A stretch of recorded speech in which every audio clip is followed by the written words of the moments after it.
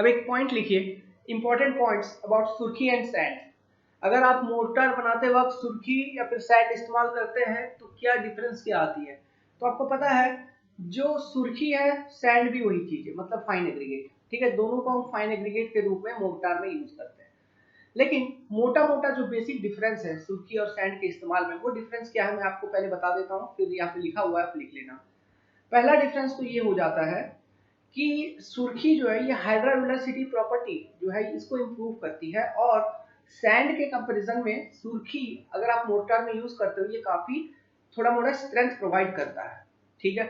ये एक सबसे बड़ी डिफरेंस है। हाइड्रोवेलोसिटी प्रॉपर्टी का कहने का क्या मतलब है, the ability of mortar to set under water is called hydraulicity property. इस चीज को ये सुर्खी इंप्रूव करती है। दूसरी बात, जैसा सैंड को हम मानते हैं कि इट इज इनर्ट, मतलब ये केमिकली रिएक्ट नहीं करता है बाइंडिंग मटेरियल के साथ, सुर्खी ऐसा नहीं है। सुर्खी रिएक्ट करता है बाइंडिंग मटेरियल के साथ, ठीक है। जनरली सुर्खी आपका लाइम, अगर लाइम के साथ आप सुर्खी को यूज करते हो, ठीक है, तो थोड़ा मोड़ा रिएक्शन होगा। फिर अगर सीमेंट के साथ यूज करते हो तो सीमेंट के बाइंडिंग मटेरियल के साथ सुर्खी रिएक्ट कर सकता है। सुर्खी इज नॉट केमिकली इनर्ट, इस बात को ध्यान रखिएगा। इसलिए अगर आप सीमेंट मोर्टार बनाते हो, कभी भी अगर सीमेंट मोर्टार बनाते हो तो हम जनरली सुर्खी को अवॉइड करते हैं। क्यों? क्योंकि surkhi is not chemically inert, that is it will react with cement mortar, hence हो सकता है कुछ स्ट्रेंथ वेरिएशन हो जाए, कुछ अलग ही मिल जाए आपको, इसलिए हम सुर्खी को सीमेंट मोर्टार बनाने में यूज नहीं करते। दूसरी तीसरी मोटा मोटा डिफरेंस क्या है? तीसरा मोटा मोटा डिफरेंस ये है कि सुर्खी का जो ड्यूरेबिलिटी है ना ये थोड़ा कम होती है, इसका वेदरिंग रेजिस्टेंस कम होती है। ये मॉइस्चर और एयर के इफेक्ट में जल्दी, एयर के अंदर जल्दी इफेक्ट हो जाता है और ये टूटने लगता है, डिसइंटीग्रेट होने लगता है। इसलिए अगर सुर्खी को यूज करके आपने कोई मोर्टार प्रिपेयर किया है तो उस मोर्टार को आप एक्सटर्नल प्लास्टरिंग के लिए यूज नहीं करोगे जहां पर आपका structure is expose to the environment, expose to the rain and weather, rain and air, समझ में आप? ऐसे लोकेशन में हम सुर्खी वाले मोर्टार को यूज नहीं करेंगे क्योंकि इसकी वेदरिंग रेजिस्टेंस काफी पुअर है, ठीक है। तो ये सारे बेसिक डिफरेंस है बिटवीन सैंड एंड सुर्खी। तो ये एक शॉर्ट नोट्स आपको आ सकता है। Okay, list out the difference of using surkhi and sand in mortar, in preparing mortar, ठीक है। तो लिखिए, first, all function of sand is applicable for surkhi also, except that surkhi provide better strength to mortar as compared to sand and impart hydrovelocity property to mortar. Next, both surkhi and sand function in increasing volume of mortar, मतलब जितने भी function है sand के वो सुर्खी का भी है। Both surkhi and sand function in increasing volume of mortar. Both prevent shrinkage of mortar. Both gives durability to mortar, comma, but in comparison to sand, surkhi is less durable as its weathering resistance is poor and hence should be used for internal work only, and should be used for internal work only। यहाँ पे ये point को underline करिए, और जो सबसे पहला वाला पॉइंट था उसमें इस बात को अंडरलाइन करिए, हाइड्रोवेलोसिटी प्रॉपर्टी। और सैंड के कंपैरिजन में अगर आप सुर्खी यूज किए हो तो ये थोड़ा अधिक स्ट्रेंथ भी प्रोवाइड करेगा आपको मोर्टार को, तो strength. Next, both provide surface area for binding material like cement and lime, है ना। अगर बाइंडिंग मटेरियल आप सीमेंट यूज करोगे लाइम, तो दोनों के लिए सरफेस एरिया प्रोवाइड करेगा। और एक पॉइंट यहाँ पे लिखिए आप, और एक पॉइंट लिखिए कि सुर्खी इज केमिकली नॉट इनर्ट, सुर्खी is chemically not inert, hence it may react with the binding material, hence it may react with the binding material and it may react with binding material and it may lead to any, it may lead to strength deterioration, ऐसे लिखिए, and it may lead to strength deterioration, hence while preparing cement mortar we avoid using surkhi and we only use sand while preparing cement mortar। Cement mortar को बनाने के लिए हम सुर्खी use नहीं करते हैं क्योंकि सीमेंट के साथ सुर्खी जल्दी रिएक्ट कर सकता है और स्ट्रेंथ आपका डिटोरिएट हो सकता है ना।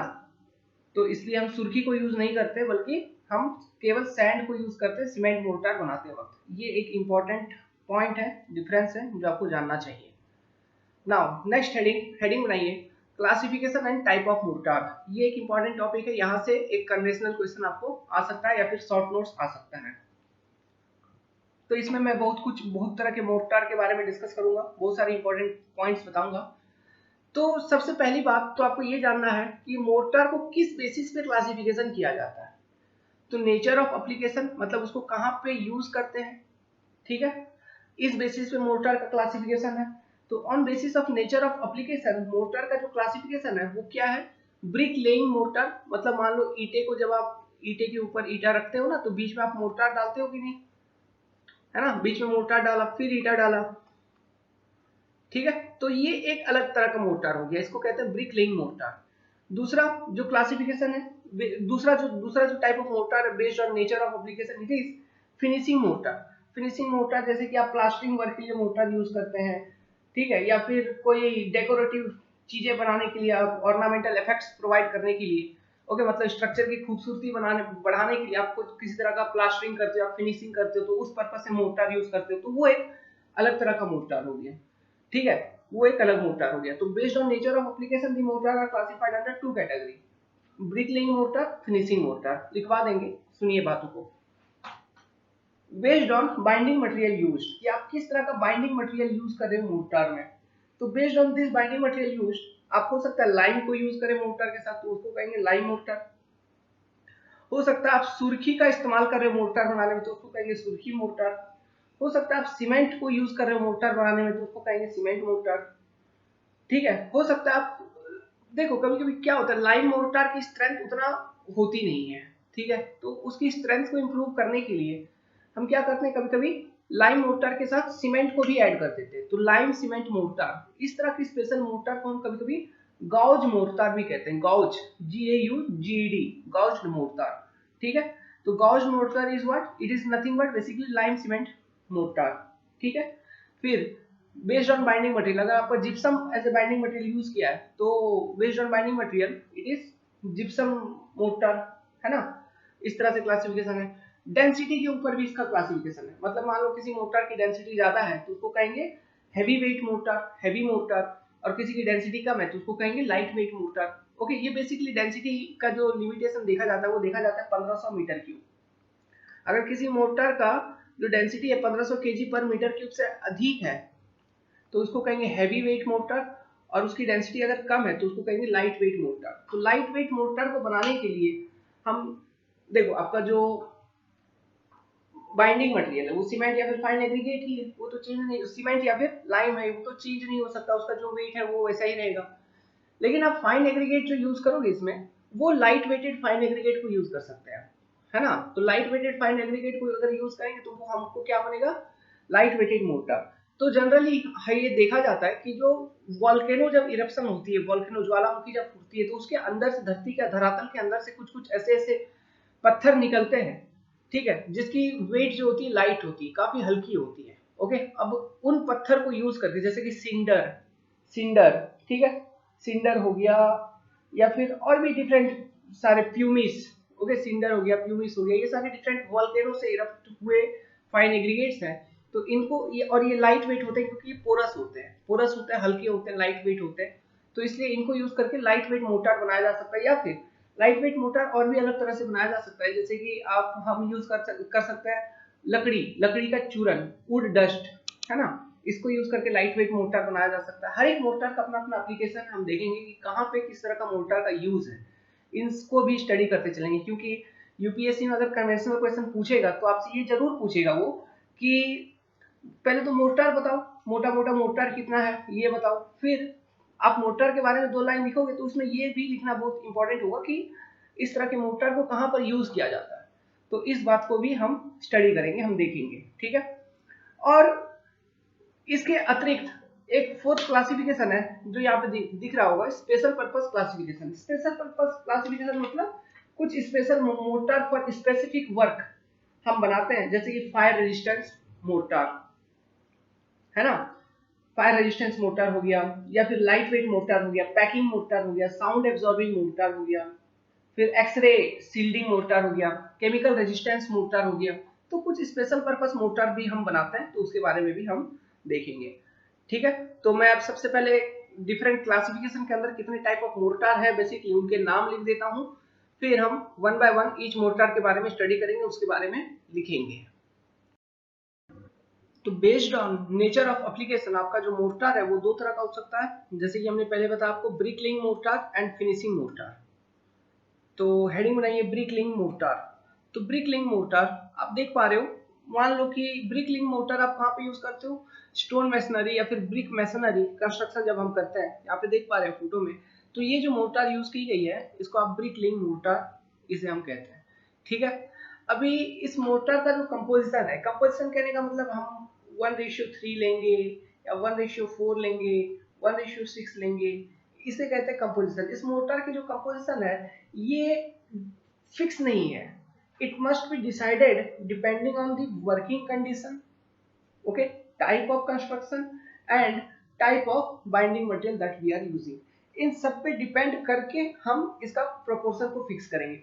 जनरली जो ब्रिक मैसनरी या फिर स्टोन मैसनरी वगैरह हम बनाते हैं उसका जो मींस कंपोजिशन होता है या फिर प्रोपोर्शन जो होता है इट इज 1:6। ठीक है, इट इज जनरल, ओके। और अगर मान लो कि और ज्यादा स्ट्रेंथ चाहिए, 1:6 कहने का मतलब है 1 पार्ट आपका सीमेंट है, 6 पार्ट सैंड है। तो आप जैसे जैसे सीमेंट की क्वांटिटी बढ़ाओगे, सैंड की क्वांटिटी कम करोगे, सीमेंट की क्वांटिटी बढ़ाओगे, बाइंडिंग मटेरियल की क्वांटिटी बढ़ाओगे, सैंड की क्वांटिटी कम करोगे, तो आपका स्ट्रेंथ बढ़ेगा कि नहीं? समझ में आ रहा है? स्ट्रेंथ आपका बढ़ेगा। तो मान लो कि कहीं पे ज्यादा स्ट्रेंथ चाहिए मोर्टार में, कोई ऐसा कंस्ट्रक्शन है जैसे कि लोड बियरिंग वॉल है, मीन्स ऐसा वॉल है जिसमें कुछ लोड भी आएगा, तो मोर्टार का कुछ स्ट्रेंथ भी चाहिए, है ना? तो ऐसे केसेस में आप जो मीन्स प्रोपोर्शन है ये हाई प्रोपोर्शन यूज कर सकते हो। हाई प्रोपोर्शन कहने का मतलब है अभी 1:3 और 1:6 इसमें से कौन सा हाई प्रोपोर्शन है? This is high proportion, this is low proportion. ठीक है, तो ऐसे केसेस में आप हाई प्रोपोर्शन यूज कर सकते हैं।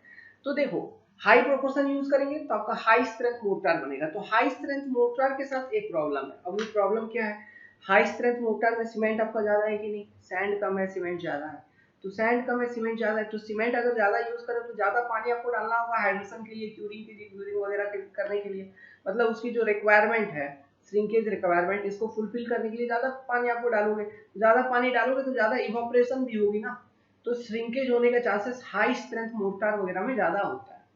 इसलिए हाई स्ट्रेंथ कंक्रीट में श्रिंकेज होने का चांसेस ज्यादा होता है, हाई स्ट्रेंथ मोर्टार में श्रिंकेज होने का चांसेस ज्यादा होता है। ये एक डिमेरिट होती है और बाकी कुछ नहीं, और बाकी स्ट्रेंथ वगैरह तो अच्छा ही आपको मिलता है। समझ आया? तो लिखिए ब्रिकलिंग मोर्टार के बारे में एक सेंटेंस लिखिए।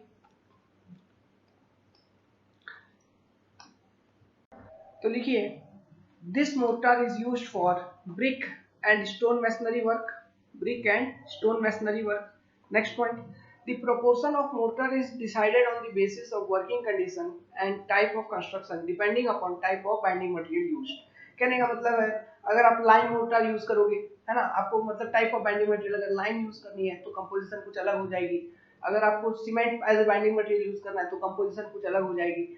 फिर वर्किंग कंडीशन मींस आपका एनवायरनमेंट कैसा, आप किस कंडीशन में वर्क कर रहे हो, ठीक है, उसके अकॉर्डिंग आप सुटेबल बाइंडिंग मटेरियल सेलेक्ट करोगे, है ना। And type of construction means आप स्टोन मैसनरी कंस्ट्रक्ट कर रहे हो, ब्रिक मैसनरी कंस्ट्रक्ट कर रहे हो, या फिर लोड बियरिंग वॉल बना रहे हो, है ना। तो depending on type of construction, working condition and the binding material used, the composition of mortar will be decided during the work.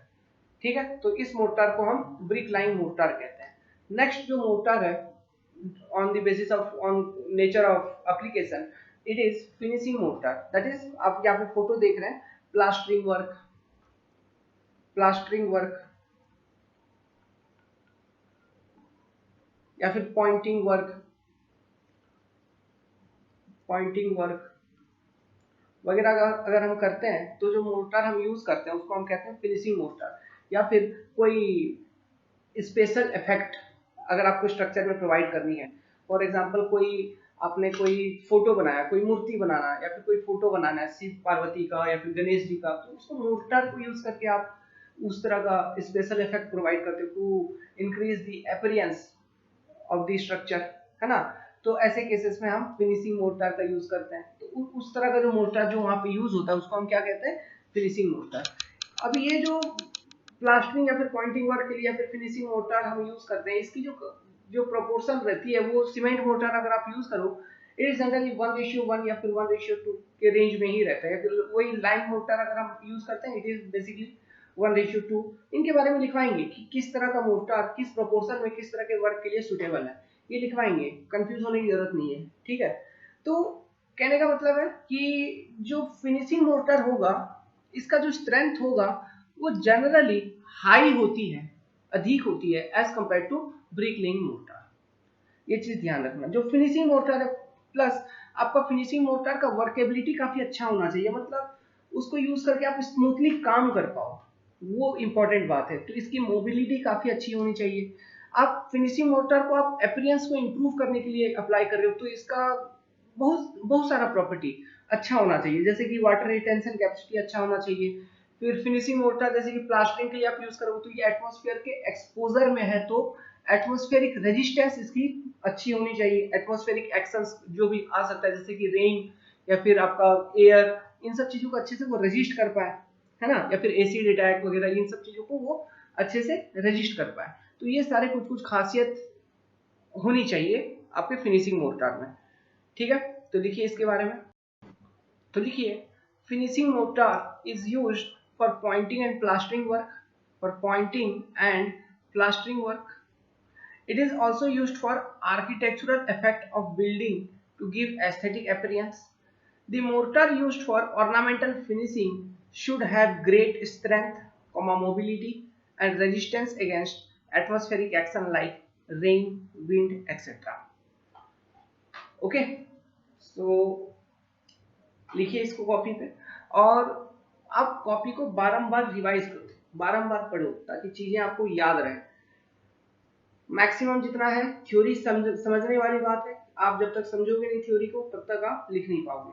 तो चूंकि ये बाहर में रहेगी, मतलब ये जो फिनिशिंग मोर्टार आप इसको स्ट्रक्चर के एक्सटर्नल सरफेसेस पे अप्लाई करोगे, इसलिए इसकी जो वेदरिंग रेजिस्टेंस है या फिर एटमॉस्फेरिक एक्शन को रेजिस्ट करने का जो क्षमता है ये काफी अधिक होना चाहिए। इसकी सफिशिएंट स्ट्रेंथ, अच्छी स्ट्रेंथ होनी चाहिए, प्लस इसको यूज करके कोई फिनिशिंग हम कर रहे हैं, ओके, किसी तरह का फाइनल टच हम दे रहे हैं, तो इसलिए इस तरह का मोटर को हम अच्छे से यूज कर पाए, मतलब इसकी जो ये है क्या कहते हैं उसका वर्केबिलिटी, जिसको हम मोबिलिटी कहते हैं यहाँ पे, ठीक है। वर्केबिलिटी ये क्या है, एक तरह का वर्केबिलिटी है, ये काफी अच्छा होना चाहिए, है ना। और मोटर ऐसा होना चाहिए आपका कि मीन्स वो अधिक समय तक गीला रहे, जब तक आप काम कर रहे हो वो तब तक गीला रहे, तब तक उसमें वो मॉइस्चर बना रहे, क्यों, ओके। फिर जब आपने यूज कर लिया तब मॉइस्चर अगर वो ड्राई होता है तो कोई बात नहीं, लेकिन जब आप यूज कर रहे हो तब तक वो गीला रहे, मतलब इसका वाटर रिटेंशन भी वाइल यूजिंग इट होना चाहिए, है ना। तो ये सारे कुछ कुछ प्रॉपर्टीज हैं, इसको हम और डिटेल में डिस्कस करेंगे जब हम बताएंगे आपको प्रॉपर्टीज ऑफ गुड मोर्टार वहां पे। चलिए अब देखते हैं हम सेकेंड क्लासिफिकेशन जो कि इंपॉर्टेंट है, और उसमें से बहुत सारे क्वेश्चंस आएंगे depending on type of binding material used. Next, depending on the type of binding material used, the mortar are lime mortar, surkhi mortar, cement mortar, gauged mortar and gypsum mortar. Okay, तो ये इतने तरह के mortar हैं। तो चलिए हम देखते हैं वन बाय वन। सबसे पहले हम देखते हैं लाइम मोर्टार के बारे में।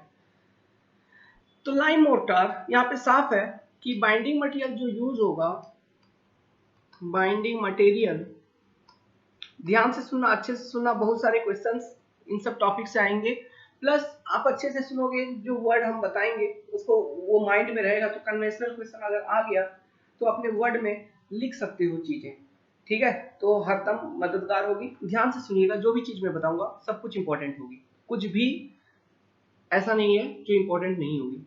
इसमें जो बाइंडिंग मटेरियल यूज किया जाएगा वो क्या होगा, लाइम, ठीक है, ओके। नाउ लाइम प्लस आप सैंड यूज कर सकते हो और सुर्खी भी यूज कर सकते हैं, ठीक है, लेकिन हम यहाँ पे सैंड को लेके चलते हैं कि सैंड यूज कर रहे हैं, प्लस वाटर, तो आपका बनेगा लाइम मोर्टार। नाउ आपको पता है लाइम जो होता है ये हमने देखा था, खास करके दो तरह के लाइम हमने देखे थे, non hydraulic lime, non hydraulic lime, जैसे कि इसमें एक लाइम आ जाता है फैट लाइम, ठीक है। फैट लाइम वो लाइम है जिसमें इम्प्यूरिटी, जो क्ले कंटेंट है, इम्प्यूरिटी कहने का मतलब clay content is less than 5%। Okay, तो फैट लाइम जो बनाई जाती है काफी प्योर लाइम स्टोन को यूज करके बनाई जाती है ना, जिसकी प्यूरिटी कम से कम 90 to 95% प्यूरिटी हो, ऐसा लाइम स्टोन को यूज करके हम फैट लाइम ऑब्टेन करते हैं। तो जब लाइम स्टोन को हम हीट करते हैं क्लीन में, जिसको हम कैल्सिनेशन प्रोसेस कहते हैं, उसके बाद जो लाइम निकल के आता है उसको हम क्विक लाइम कहते हैं। अभी क्विक लाइम को यूज करके आप लाइम पुट्टी बना सकते हो, वो भी नॉन हाइड्रोलिक इन नेचर होता है हमेशा। लाइम पुट्टी, लाइम पुट्टी कैसे बनाते हैं? जब लाइम की स्लेकिंग आप करवाते हो ना, तो स्लेकिंग करवाते वक्त, क्विक लाइम की स्लेकिंग करवाते वक्त हम अधिक वाटर को यूज करके अगर स्लेकिंग करें तो वो एक पेस्ट जैसा बन जाएगा, उसी पेस्ट को हम लाइम पुट्टी कहते हैं। अब ये जो लाइम पुट्टी है, आप इसको काफी समय तक स्टोर कर सकते हैं और काफी समय बाद आप इसका यूज कर सकते हो। ओके, तो ये लाइम पुट्टी होता है। तो lime putty is always non hydraulic lime, means ये हमेशा ड्राई कंडीशन में सेट होगा, ठीक है। तो अगर नॉन हाइड्रोलिक लाइम को यूज करके लाइम मोर्टार हम अगर प्रिपेयर करें, तो जो हमारा जनरल कंपोजिशन होता है या फिर प्रोपोर्शन होती है, प्रोपोर्शन वो होती है 1:2 और 1:3। इस प्रोपोर्शन में नॉन हाइड्रोलिक लाइम को यूज करके लाइम मोर्टार बनाई जाती है। इसके अपना अपना एप्लीकेशन है, डिफरेंट यूजेस है लाइम मोर्टार के, ठीक है। वो बात की बात है, पहले सुनिए लाइम मोर्टार क्या है। तो इस प्रोपोर्शन में हम बनाएंगे। फिर ये जो नॉन हाइड्रोलिक लाइम को यूज करके लाइम मोटर आपने बनाया है, तो इस लाइम मोटर को आप कहाँ पे यूज करोगे? ऐसे लोकेशन पे यूज करोगे जहाँ पे ड्राई सेटिंग होना है। ऐसे लोकेशन पे यूज नहीं करेंगे जहाँ पे डैम्पनेस है या फिर जहाँ पे मॉइस्चर है, क्योंकि ये जो सेट होगी कार्बोनेशन प्रोसेस के तहत सेट होगी, ठीक है। Means due to effect of carbon dioxide, reaction with carbon dioxide, it will form calcium carbonate and it will harden और इट विल सेट, है ना। तो this process is called as carbonation. तो इसीलिए ये ड्राई कंडीशन में set नहीं होगी। तो इसीलिए ऐसे लोकेशन जहाँ पे डैम्पनेस है वहां पे हम नॉन हाइड्रोलिक लाइम को यूज करके जो लाइम मोर्टार बनाए हैं उसको यूज नहीं करेंगे। This type of mortar, this mortar लिखिए, should not be used, should not be used, USHOULD, should not be used in damp location।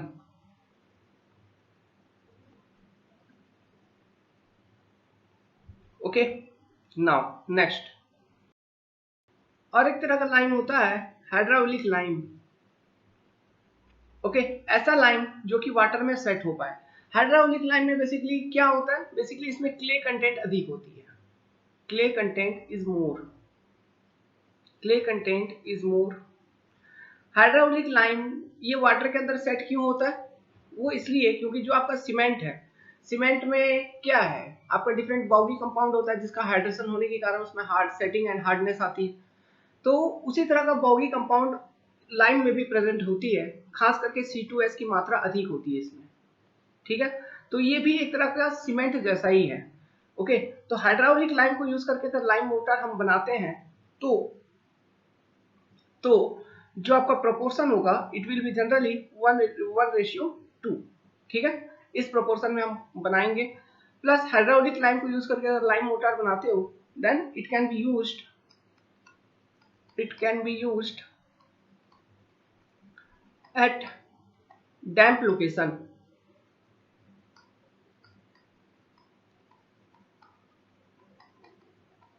Okay, now अगर हम कंपेयर करें means non hydraulic lime mortar plus hydraulic lime mortar के बीच में, तो इनमें से किस लाइम का कंप्रेसिव स्ट्रेंथ अधिक होगा? तो ऑब्वियसली जो हाइड्रोलिक लाइम है इसकी जो कंप्रेसिव स्ट्रेंथ है ये अधिक होती है as compare to non hydraulic lime. तो एक पॉइंट यहाँ पे बनता है, लिखिए कि the compressive strength of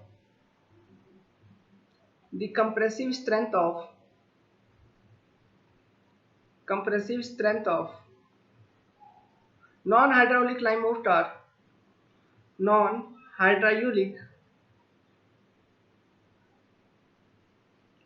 lime mortar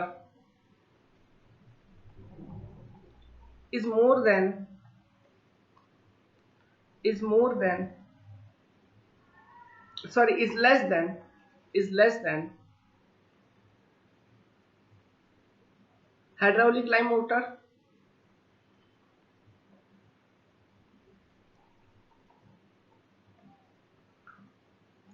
next point जो आप लिख सकते हो वो ये लिख सकते हो कि नॉन हाइड्रोलिक, मैं ऐसे लिखता हूं NHLM non hydraulic lime motor set under dry condition, set under dry condition,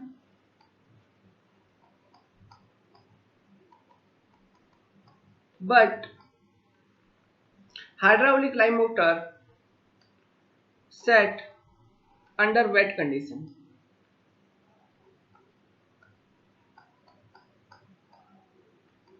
okay, clear है यहां तक? यहां पे और एक कंसेप्ट आएगी और वो कंसेप्ट जो हम डिस्कस करेंगे वो बहुत इंपॉर्टेंट कंसेप्ट होगी और हमें लगता है कि इस साल इस कंसेप्ट से क्वेश्चन आने वाले हैं। ठीक है, comparison between cement and lime motor, ठीक है, या फिर advantage of using lime motor over cement motor, या फिर लाइम मोटर का एप्लीकेशंस क्या क्या है, उसके प्रॉपर्टीज क्या क्या है, गुड प्रॉपर्टीज। ठीक है, तो इसको हम डिस्कस करेंगे, लेकिन पहले हम सीमेंट मोटर के बारे में डिस्कस कर लेंगे, फिर जब हम कंपेयर करेंगे तो हमें थोड़ा अच्छा भी लगेगा, अच्छा फीलिंग आएगी। ठीक है, तो उससे पहले हम देखते हैं और एक तरह का मोटर, सुर्खी मोटर। अब ये सुर्खी मोटर क्या है, मीन्स यहाँ पे हम क्या यूज करेंगे, सुर्खी को यूज करेंगे इन प्लेस ऑफ सैंड। हम सैंड का इस्तेमाल नहीं करेंगे, हम सुर्खी का यूज करेंगे। नाउ अगर सुर्खी मोटर बनाना है तो ये हमेशा लाइम के साथ ही बनेगा, लाइम प्लस सुर्खी, ओके, प्लस वाटर।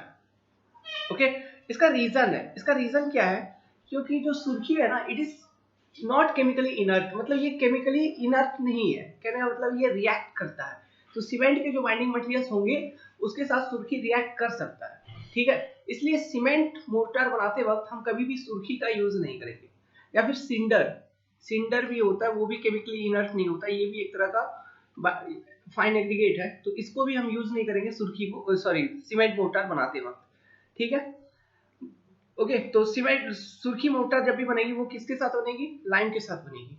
मान लो अगर फैट लाइम को यूज कर रहे हो, फैट लाइम, ठीक है, एज बाइंडिंग मटेरियल, तो फैट लाइम में जितना भी आपको सैंड का प्रोपोर्शन चाहिए, तो जो भी फाइन एग्रीगेट का है, फाइन एग्रीगेट जितना भी है उसमें हम क्या करेंगे, आधा सैंड कर देंगे प्लस सुर्खी कर देंगे, ऐसे कर सकते हैं। ठीक है, इस कॉम्बिनेशन में हम फैट लाइम को यूज करके मीन सुर्खी मोटर बनाया जा सकता है।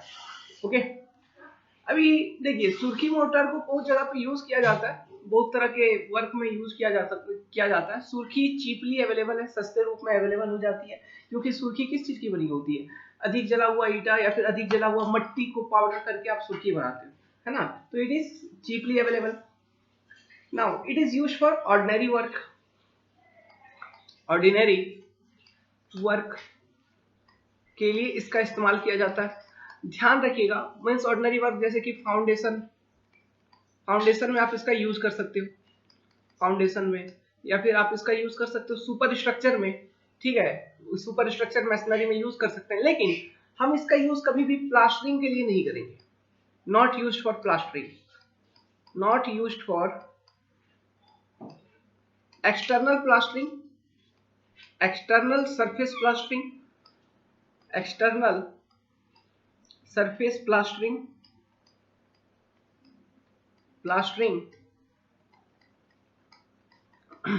और पॉइंटिंग वर्क। ऐसा क्यों है, ये ऐसा इसलिए है क्योंकि सुर्खी ये मिट्टी का बना हुआ है ना, मिट्टी ही तो है, तो ये जल्दी, मतलब इसकी वेदरिंग रेजिस्टेंस काफी पुअर होती है, तो ये जल्दी जो आपका एयर है या फिर वाटर है उसके इफेक्ट में आके ये डिसइंटीग्रेट हो सकती है।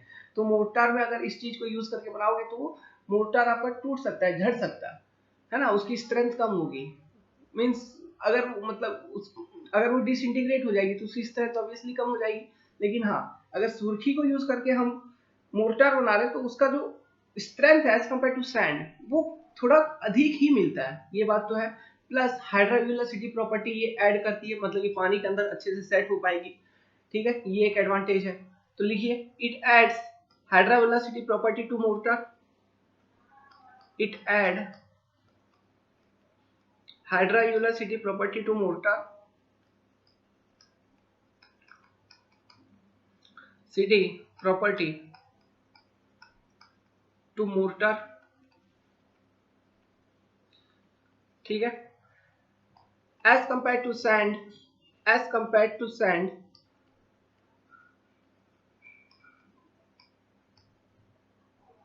it also provide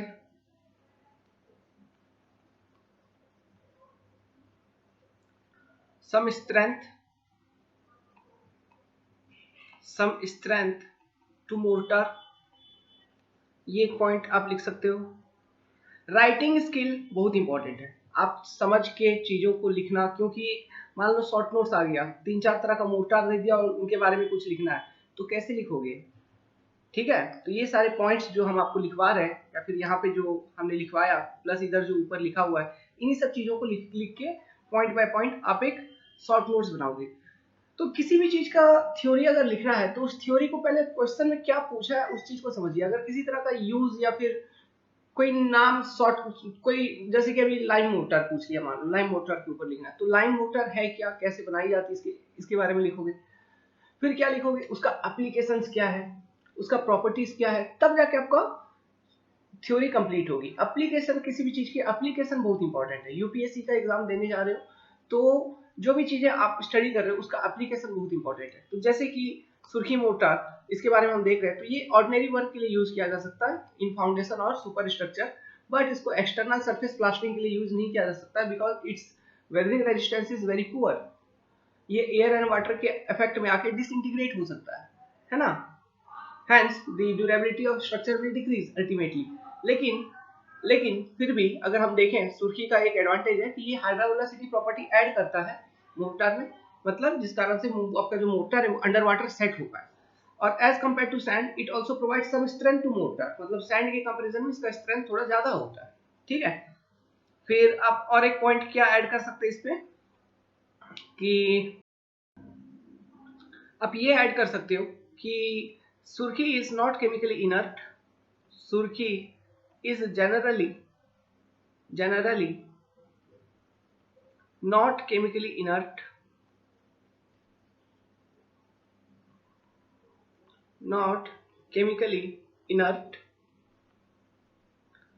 hence it is avoided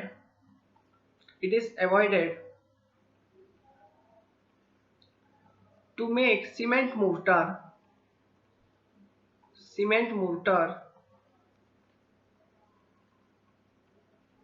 using सुर्खी. ये एक पॉइंट आप ऐड कर सकते हैं. तो सीमेंट मोर्टार में सुर्खी यूज नहीं होगा, ध्यान रखना. अगर बाइंडिंग मटेरियल सीमेंट है तो सुर्खी यूज नहीं करेंगे. क्यों? क्योंकि जो सुर्खी है वो केमिकली इनर्ट नहीं है, मतलब रिएक्ट कर सकता है सीमेंट के कंपाउंड के साथ, तो और कोई दूसरा कंपाउंड बना सकता है जिसका मींस कोई आइडिया नहीं है अभी हमें प्रॉपरली. ठीक है. और देखा गया उस कारण से स्ट्रेंथ उतना प्रॉपरली अचीव नहीं हो पाता जितना होना चाहिए, तो इसलिए सुर्खी को हम यूज नहीं करेंगे सीमेंट के साथ. नेक्स्ट पॉइंट आप क्या ऐड कर सकते हो. हाँ, एक इंपॉर्टेंट पॉइंट ये है कि bureau of Indian standard recommend करता है, BIS bureau of Indian standard recommend करता है, हम वो सुर्खी यूज करेंगे, हम ऐसा सुर्खी यूज करेंगे मोर्टार बनाते वक्त जो कि सीव नंबर 9 से आप सीव करोगे जिसको, तो वो सीव नंबर 9 से पास होना चाहिए. प्लस जो रेसिड्यू यहाँ पे बचेगा ना, जो रेसिड्यू यहाँ बचेगा, रेसिड्यू वो जितना भी आपने सीव किया उसका 10% बाई वेट से ज्यादा नहीं होना चाहिए. ठीक है. हम ये जो सुर्खी है इस सुर्खी को यूज करेंगे मोर्टार बनाने में. समझ में आया? Okay. So these are details about your surkhi mortar. अब चलिए हम स्टडी करते हैं सीमेंट मोर्टार के बारे में. सीमेंट मोर्टार, तो आपको पता है कि in modern days construction the cement is very popular building material, है ना. इसको ज्यादा यूज किया जाता है मॉडर्न डेज में आजकल, क्योंकि सीमेंट जो है ये ज्यादा, इसकी स्ट्रेंथ काफी ज्यादा होती है, कंप्रेसिव स्ट्रेंथ काफी ज्यादा होती है सीमेंट मोर्टार की as compare to lime mortar के. अगर उससे हम कंपेयर करें तो इसकी कंप्रेसिव स्ट्रेंथ काफी अधिक होती है, प्लस ये जल्दी सेट भी होता है, तो कंस्ट्रक्शन आपका फास्ट होता है या फिर स्पीड होता है, इसलिए ये ज्यादा पॉपुलर है। ठीक है, तो सीमेंट मोर्टार बनाते वक्त द बाइंडिंग मटेरियल यूज्ड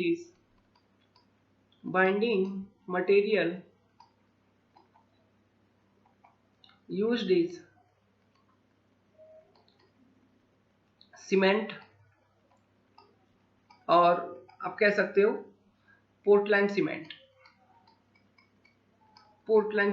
और भी डिफरेंट सीमेंट है ना, सुटेबल सीमेंट आप यूज कर सकते हो और सीमेंट मोर्टार बनाएंगे। द फाइन एग्रीगेट जो हम यूज करेंगे, ये हम क्या यूज करेंगे, fine aggregate used is chemically inert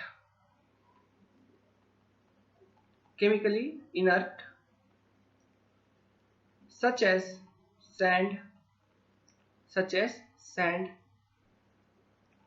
तो ऐसा फाइन एग्रीगेट जो केमिकली इनर्ट नहीं है उसको हम यूज नहीं करेंगे। ओके, सो एक नोट बना के लिखिए, hence surkhi and cinder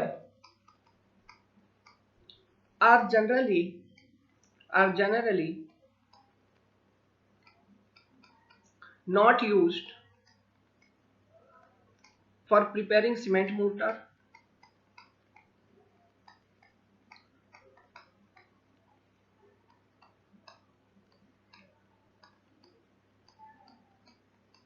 because they are not chemically inert,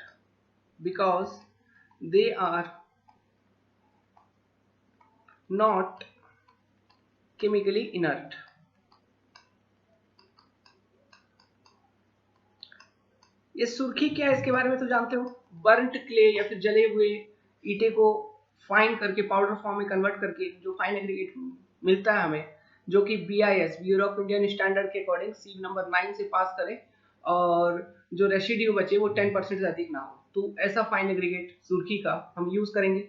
ठीक है, यूज किया जाता है, लेकिन सीमेंट मोर्टार को बनाते वक्त यूज नहीं करेंगे, इसको लाइम मोर्टार के साथ ऐड कर सकते हैं। सिंडर क्या है, सिंडर भी एक तरह का फाइन एग्रीगेट है। ये सिंडर जो है ये लावा से बनती है, लावा रॉक होती है, सिंडर को आप लावा रॉक भी कह सकते हैं।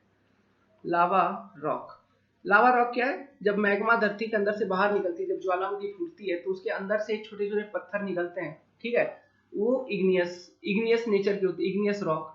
ओके, तो उसे हम सिंडर्स कहते हैं। ये वो छोटे छोटे होते हैं, इसकी साइज ये कोर्स होता है, एक तरह से कोर्स होता है। ठीक है, कोर्स होता है कहने का मतलब है थोड़ा इसका दाना जो है बड़े बड़े होते हैं, मतलब 2 mm के अराउंड होता है इसका डायमीटर। ठीक है, प्लस ये पोरस होता है। ओके, इसमें बहुत सारे पोर्स होते हैं, प्लस ये लाइट वेट होता है। ओके, क्योंकि ये पोरस है इसलिए ये लाइट वेट होगा। तो चूंकि ये लाइट वेट है इसलिए अगर आपको कहीं लाइट वेट मोर्टार बनानी है तो लाइट वेट मोर्टार बनाने के लिए हम जो फाइन एग्रीगेट यूज करेंगे वो हल्का होना चाहिए, तो जैसे कि सिंडर। ओके, सिंडर को या फिर प्यूमिस, और एक है वोल्केनो, वो भी वोल्केनो से ही निकलता है, प्यूमिस या फिर सिंडर, ये सब एग्रीगेट को हम यूज करते हैं लाइट वेट मोर्टार को बनाने में। लाइट वेट मोर्टार एक ऐसी मोर्टार है जिसकी डेंसिटी जो है 1500 kg पर मीटर क्यूब से कम होती है, तो ऐसा मोर्टार को हम लाइट वेट मोर्टार कहते हैं। लाइट वेट मोर्टार का बहुत सारा एडवांटेज है, जैसे कि अगर आपको साउंड एब्जॉर्बिंग मोर्टार, एक स्पेशल टाइप ऑफ मोर्टार है, वो बनानी है तो वो जनरली लाइट वेट मोर्टार ही होती है। ओके, तो उसमें हम लाइट पोरस मटेरियल का यूज करते हैं।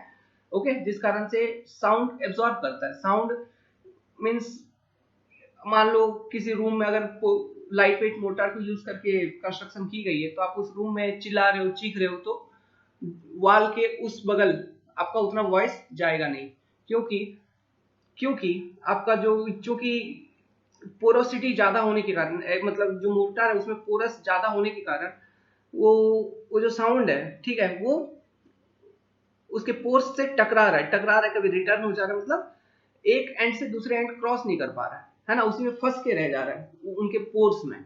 तो इसलिए हम light weight mortar and sound absorbing mortar को बनाने के लिए हम सिंडर वगैरह का या फिर प्यूमिस वगैरह का, जिसमें जो ऐसा एग्रीगेट जो पोरस होता है, उसको हम यूज करते हैं। ठीक है, इसका अगर मैं आपको फोटो दिखाऊं सिंडर का, तो देखिए हमने फोटो ले रखा है, दिस इज सिंडर। तो देखिए कितना ज्यादा पोरस है ना। और एक इमेज देखिए इसकी, सो दिस इज सिंडर, इसको कहते हैं cinder.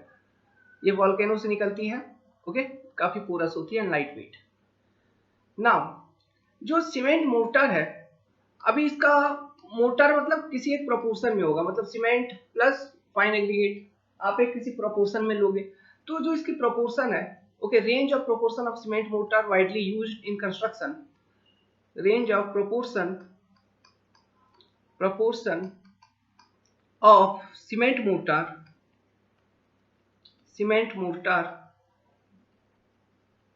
widely used in construction is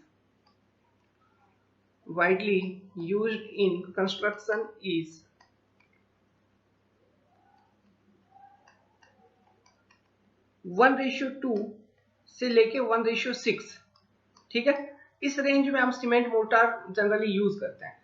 सो जैसे कि अभी 1:2 वाला जो प्रोपोर्शन है, इसकी स्ट्रेंथ काफी अधिक होगी एज कंपेयर टू 1:6। तो जहां पर स्ट्रेंथ की काफी अधिक रिक्वायरमेंट होगी तो वहां पे हाई प्रोपोर्शन का मोर्टार हम बनाएंगे, जहां पे कम स्ट्रेंथ की रिक्वायरमेंट होगी वहां पे लो प्रोपोर्शन का मोर्टार हम यूज करेंगे, ठीक है। हम different proportion of cement mortar या फिर different proportion of lime mortar का कहां पे एप्लीकेशन है, इसके बारे में भी डिस्कस करेंगे, वहां से भी ऑब्जेक्टिव क्वेश्चन आता है, ठीक है। जस्ट एक नोट्स आपको दे रहे हैं, एक रफ आइडिया दे रहे हैं। अब ये जो प्रोपोर्शन है, ये आप कैसे डिसाइड करोगे कि कितने प्रोपोर्शन में हमको कंसीडर करना है? ये डिसाइड करोगे डिपेंडिंग ऑन योर रिक्वायरमेंट, कि आपका स्ट्रेंथ रिक्वायरमेंट कैसा है, स्ट्रक्चर की इंपॉर्टेंस क्या है, ठीक है। So depending on that you will decide the proportion, okay. So लिखिए next point, the proportion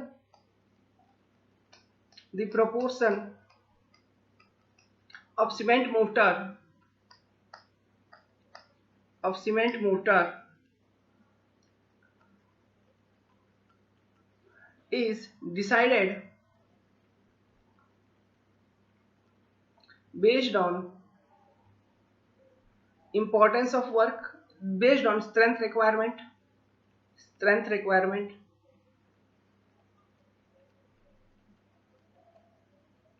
comma importance of work,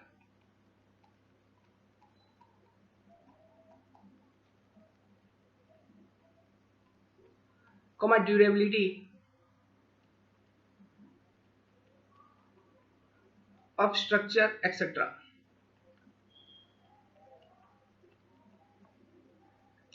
ठीक है, ये एक पॉइंट हो गया। नेक्स्ट पॉइंट आप और क्या ऐड कर सकते हो कि इसका एप्लीकेशन कहाँ है, सीमेंट मोटर को कहाँ पे यूज करेंगे। तो देखिए जनरली जो है, मैंने एक बात बोली थी कि लाइन मोटर के कंपैरिजन में सीमेंट मोटर का कंप्रेसिव स्ट्रेंथ काफी अधिक होता है। तो ऐसे वर्किंग कंडीशन जहां पे आपको हाई स्ट्रेंथ मोटर चाहिए, ओके, जहां पे आपको सफिशिएंट स्ट्रेंथ चाहिए, तो वहां पे आप सीमेंट मोटर का यूज करोगे, ठीक है। फिर सीमेंट मोर्टार जो होती है, इसकी परमिएबिलिटी काफी कम होती है। परमिएबिलिटी कम होने का क्या मतलब, इसका वाटर टाइटनेस होता है, मतलब ये ज्यादा परमिएबल नहीं होता है, थोड़ा इनपरमिएबल होता है।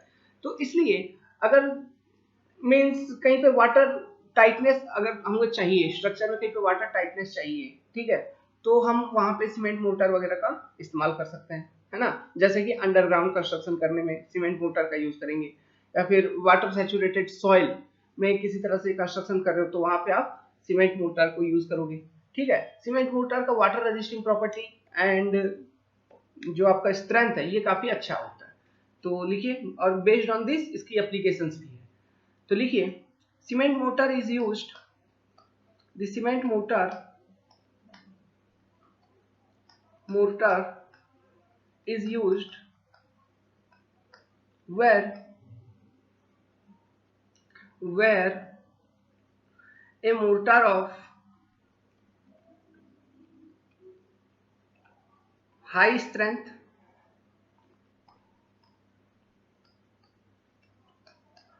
and water resisting properties is required,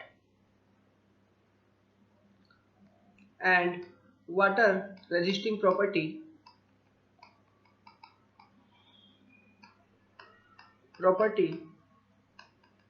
is required. Example, underground construction,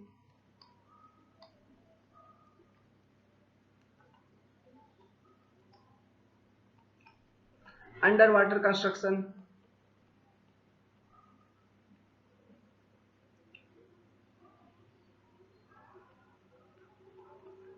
है ना। ये सारे एग्जांपल्स हो गए इसके। तो वेल ये था आपका सीमेंट मोटर। अब हमने सीमेंट मोटर का एक बेसिक देख लिया, लाइम मोटर के बारे में देखा। अब एक टॉपिक हेडिंग बनाइए, comparison between cement mortar and lime motor. ये इंपॉर्टेंट है, यहाँ पे जो बातें बताऊंगा ये इंपॉर्टेंट है। ओके, तो यहाँ पे कुछ कुछ इंपॉर्टेंट पॉइंट डिस्कस करेंगे। वेल लाइम मोटर बहुत पुराने समय से यूज किया गया है हमारे समाज में। लाइम मोटर आज से नहीं, बहुत पुराने समय से यूज किया गया। पिरामिड के टाइम से, जब पिरामिड की कंस्ट्रक्शन हुई थी तब भी वहां पे आप देखेंगे गीजा, गीजा एक प्लेस है इजिप्ट, इजिप्ट तरफ, उधर पिरामिड्स जो बने हैं, ठीक है, उसको लाइम, वहां पे जो कंस्ट्रक्शन की गई it is using lime motor. हमारे हमारे फिर इंडस वैली सिविलाइजेशन के टाइम, हड़प्पा सिविलाइजेशन के टाइम पे जो आपका कंस्ट्रक्शन किया गया है वहां पर भी लाइम मोटर का आपको सबूत देखने को मिलेगा। फिर रोमन रोड, है ना। तो लाइम बहुत पुराना है, 6-7 हजार साल पुराना, तब से लाइम यूज किया गया है। अब सीमेंट तो भी आधुनिक मीन्स 1884 में, नहीं 1824 में बना है, लेकिन लाइम तो बहुत पहले बन चुका था, है ना। तो और तब से जो स्ट्रक्चर कुछ कुछ ऐसे बने हैं जो अभी तक सेफ है, ठीक है। तो लाइम की आप ऐसे भी कह सकते हो कि ड्यूरेबिलिटी जो है, या फिर लॉन्जिटिविटी, मतलब ये लॉन्ग लास्टिंग मटेरियल एक तरह का।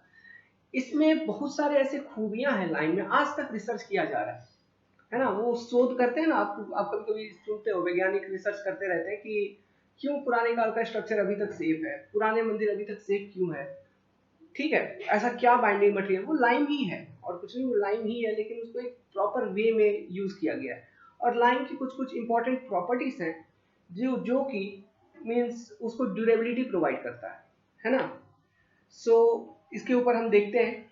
तो हम अभी तो हम फिलहाल कंपैरिजन लिखेंगे cement mortar and lime mortar के ऊपर। तो जो कंप्रेसिव स्ट्रेंथ है, सबसे पहला point, compressive strength cement mortar की काफी अधिक होती है as compare to lime mortar. तो देखिए, cement mortar is stronger than lime mortar, is stronger than lime mortar.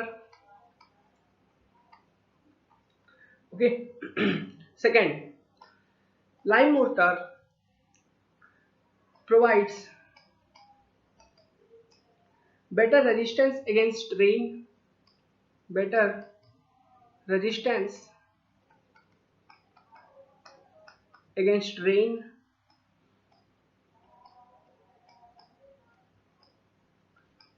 and prevent shrinkage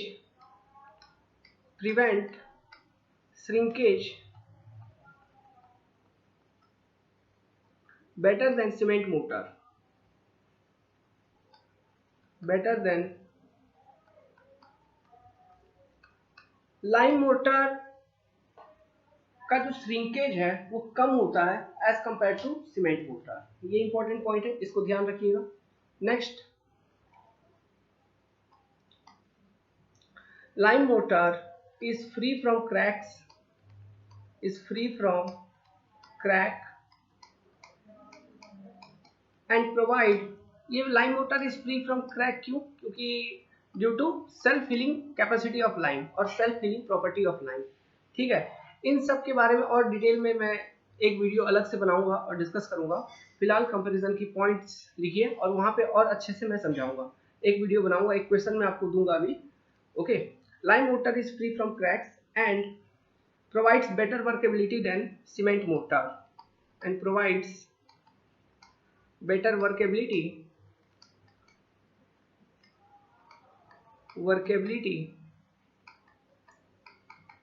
than cement mortar। Lime जो है वो सीमेंट से थोड़ा, उसकी फाइननेस सीमेंट के कंपैरिजन में थोड़ा अधिक होती है लाइम की। इस कारण से लाइम को अगर आप पानी में मिलाओगे ना, वो एक स्टिकी मास, ठीक है, ज्यादा प्लास्टिक, उसकी जो लाइम की प्लास्टिसिटी है वो भी ज्यादा होती है। प्लास्टिसिटी कहने का ये मतलब है कि आप कितने अच्छे से उस चीज को किसी शेप में ढाल सकते हो।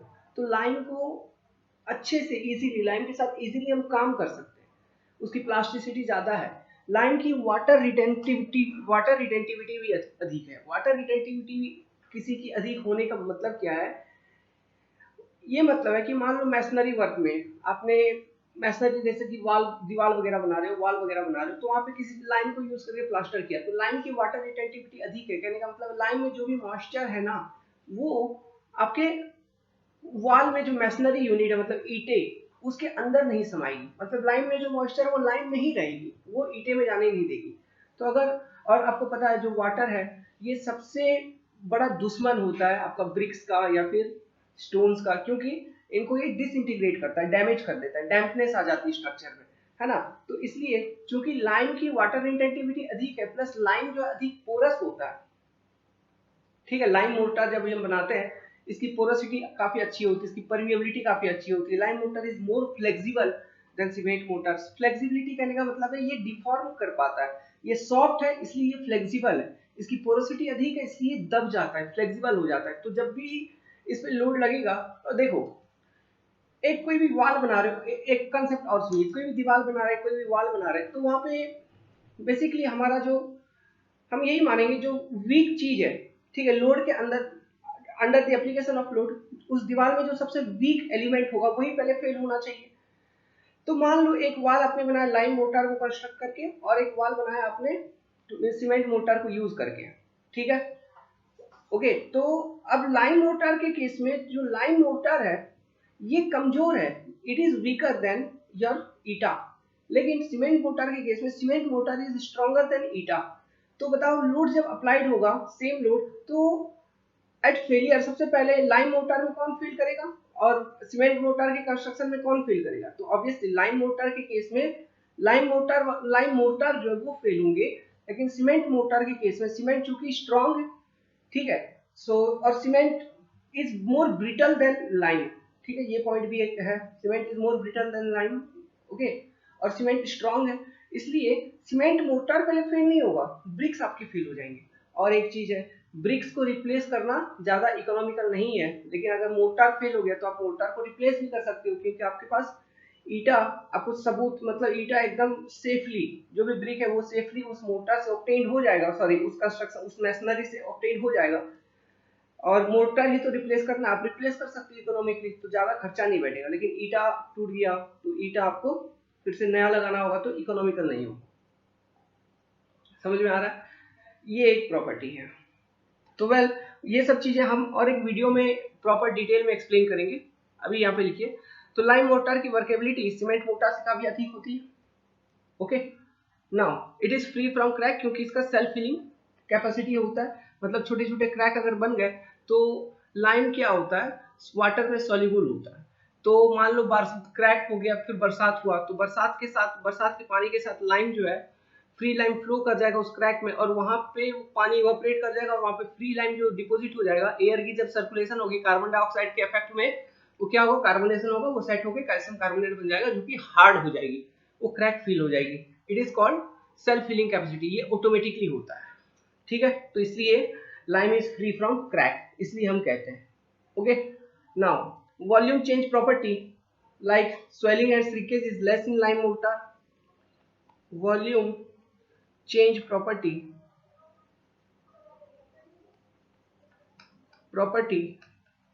like swelling and shrinkage is less in lime mortar. Next, lime mortar की एक सबसे बड़ा डिमेरिट ये है कि ये जल्दी से सेट नहीं होता है, ठीक है।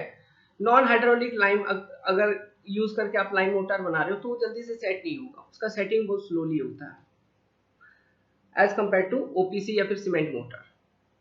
सेटिंग प्रॉपर्टी ऑफ, लेकिन जो हाइड्रोलिक लाइम है वो सीमेंट जैसा ही होता है, वो सीमेंट जैसा ही हाइड्रेशन प्रोसेस के थ्रू से उसकी सेटिंग होती है। Lime setting property of cement mortar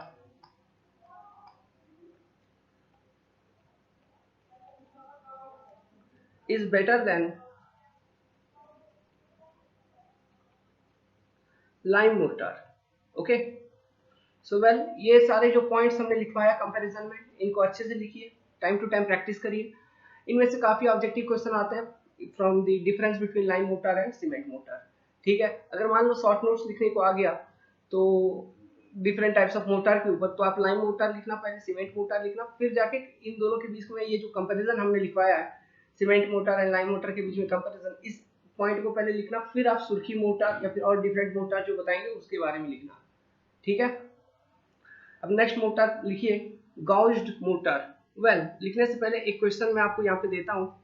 इस साल इस क्वेश्चन की आने की संभावनाएं यूपीएससी में बढ़ गई है, आ सकती है इस बार ये क्वेश्चन। लिखिए, what are properties of lime, what are properties of lime,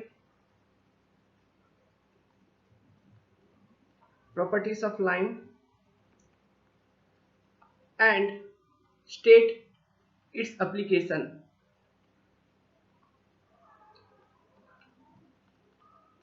ये कन्वेंशनल क्वेश्चन इस बार आ सकती है। ओके, सो आप इसका आंसर फाइंड आउट करने का कोशिश करो, या फिर इस क्वेश्चन के ऊपर हम एक वीडियो बनाएंगे।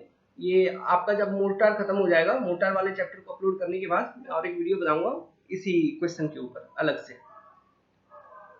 Next type of mortar is gouged mortar। gouged mortar, अभी ये क्या है? ये बेसिकली लाइम मोटर ही है।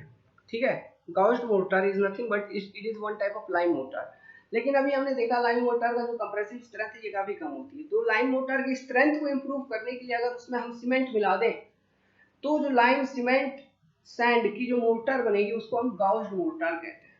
समझ में आया? It is basically lime mortar, but to improve the compressive strength or to improve the strength of the lime mortar, we add cement to it, and this process is called gouging। इस process को क्या कहते हैं? gouging। And the mortar which comes finally to us is called as gouged mortar।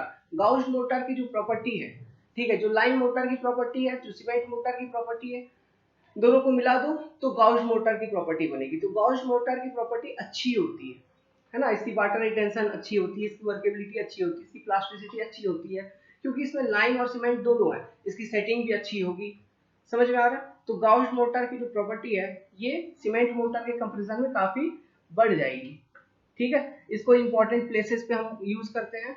Okay, आप cement use कर सकते हो या फिर थोड़ा जिप्सम भी यूज करके आप गाउज्ड मोटर बना सकते हैं, लेकिन लाइम में, किसमें? लाइम मोटर में सीमेंट या फिर जिप्सम। ओके, gauged mortar, लिखिए, to improve quality of lime mortar and to achieve early strength, the cement is sometimes mixed to it, this process is called gouging and the mortar obtained is called gauged mortar। अभी ये जो गाउज्ड motor है ये ना केवल lime और cement को use करके आप बनाओगे, और भी डिफरेंट पॉसिबिलिटीज है, उसके बारे में बताएंगे। ठीक है, लेकिन पहले लिखिए कि the gouging process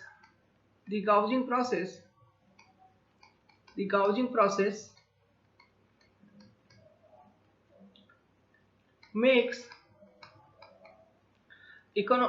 mortar economical,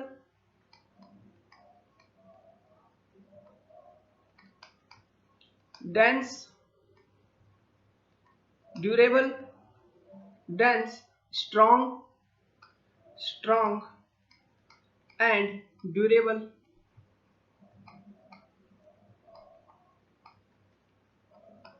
The general proportion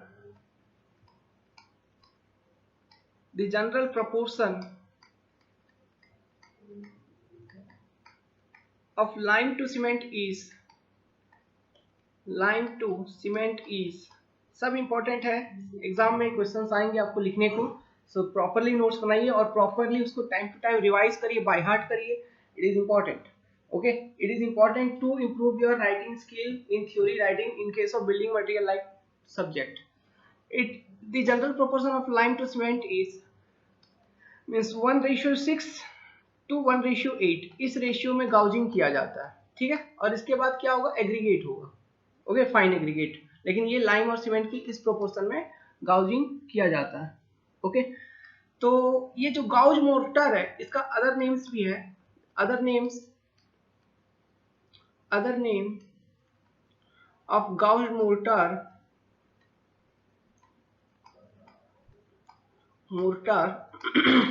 is composite mortar,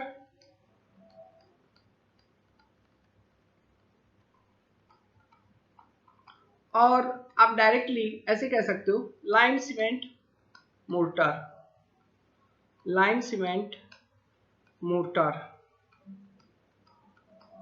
okay, now ये जो गाउस्ड मोर्टार है, इसको ना केवल सीमेंट बट आप कभी कभी जिप्सम को भी डायरेक्टली यूज कर सकते हो लाइम के साथ और बना सकते हैं gauged mortar. Okay, it can, gypsum can also be used, gypsum can also be used,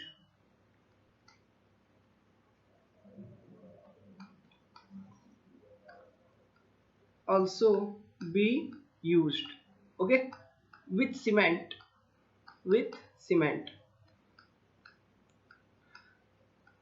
okay, cement में आप जिप्सम भी डाल सकते हो, विथ सीमेंट एंड लाइम, ऐसे लिखिए विथ सीमेंट एंड कंप्लीट हो जाएगा, and lime to prepare gauged mortar. Now ये जो गाउस्ड मोर्टार, इसकी वर्केबिलिटी जो नॉर्मल सीमेंट मोर्टार है उसके कंपैरिजन में इसकी वर्केबिलिटी काफी इंप्रूव हो जाती है देन सीमेंट मोर्टार।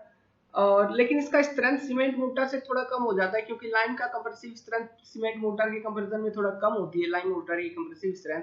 तो यहाँ पे बेसिकली ये लाइम मोर्टार इसका बेस मटेरियल है, जिसके ऊपर आपने सीमेंट मिक्स करके लाइम सीमेंट मोर्टार बनाया। तो ऑब्वियसली जो लाइम की एडवांटेजेस है, जैसे कि आपकी मींस पोरसनेस, ठीक है, परमिएबिलिटी, वर्केबिलिटी, प्लास्टिसिटी, सॉफ्टनेस, वो सारी चीज होंगे, लेकिन ऑब्वियसली जो स्ट्रेंथ है वो थोड़ा कम होगा। प्लस लेकिन सेटिंग जो है, सेटिंग ये थोड़ा इंप्रूव होगा, ठीक है। तो लिखिए it have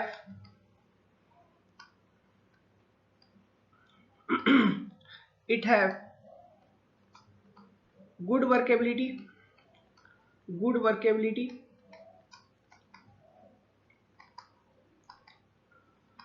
good water retentivity, good water retentivity।